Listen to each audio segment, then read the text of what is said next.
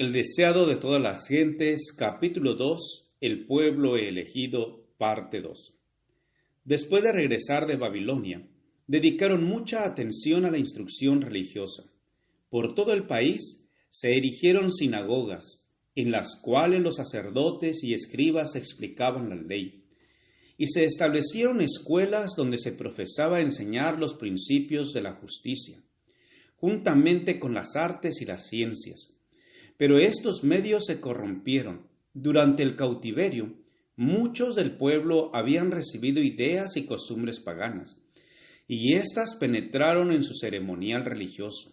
En muchas cosas se conformaban a las prácticas de los idólatras.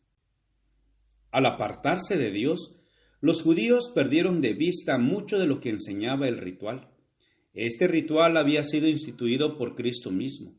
En todas sus partes era un símbolo de Él y había estado lleno de vitalidad y hermosura espiritual. Pero los judíos perdieron la vida espiritual de sus ceremonias y se aferraron a las formas muertas. Confiaban en los sacrificios y los ritos mismos en vez de confiar en aquel a quien estos señalaban.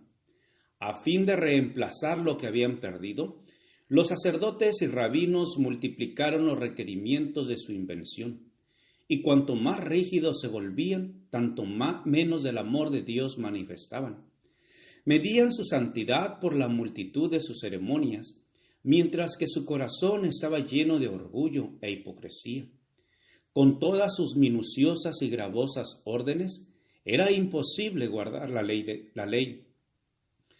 Los que deseaban servir a Dios y trataban de observar los preceptos rabínicos, luchaban bajo una pesada carga. No podían hallar descanso de las acusaciones de una conciencia perturbada. Así Satanás obraba para desalentar al pueblo, para rebajar su concepto del carácter de Dios y para hacer despreciar la fe de Israel. Esperaba demostrar lo que había sostenido cuando se reveló en el cielo, a saber, que los requerimientos de Dios eran injustos y no podían ser obedecidos. Aún Israel, declaraba, no guardaba la ley. Aunque los judíos deseaban el advenimiento del Mesías, no tenían un verdadero concepto de su misión. No buscaban la redención del pecado, sino la liberación de los romanos. Esperaban que el Mesías vendría como conquistador para quebrantar el poder del opresor y exaltar a Israel al dominio universal. Así se iban preparando para rechazar al Salvador. En el tiempo del nacimiento de Cristo, la nación estaba tascando el freno bajo sus amos extranjeros y la atormentaba la disensión interna.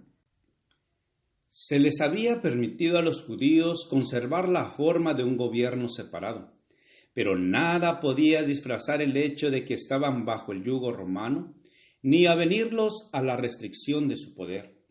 Los romanos reclamaban el derecho de nombrar o remover al sumo sacerdote, y ese cargo se conseguía con frecuencia por el fraude, el cohecho y aún el homicidio. Así el sacerdocio se volvía cada vez más corrompido.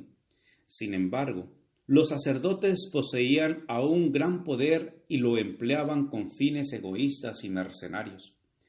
El pueblo estaba sujeto a sus exigencias despiadadas y también a los gravosos impuestos de los romanos.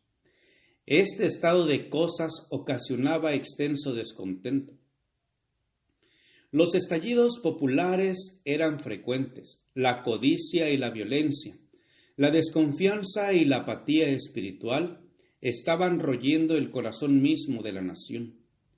El odio a los romanos y el orgullo nacional y espiritual inducían a los judíos a seguir adhiriéndose rigurosamente a sus formas de culto.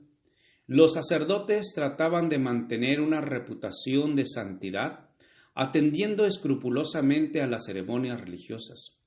El pueblo, en sus tinieblas y opresión, y los gobernantes sedientos de poder, anhelaban la venida de aquel que vencería a sus enemigos y devolvería el reino a Israel.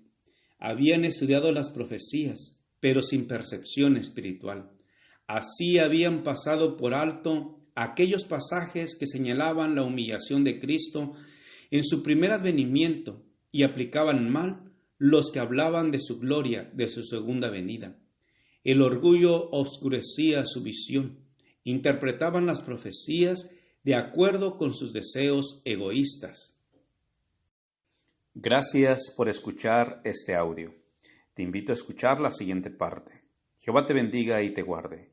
Con aprecio, Pastor Juan Manuel Flores Espinosa.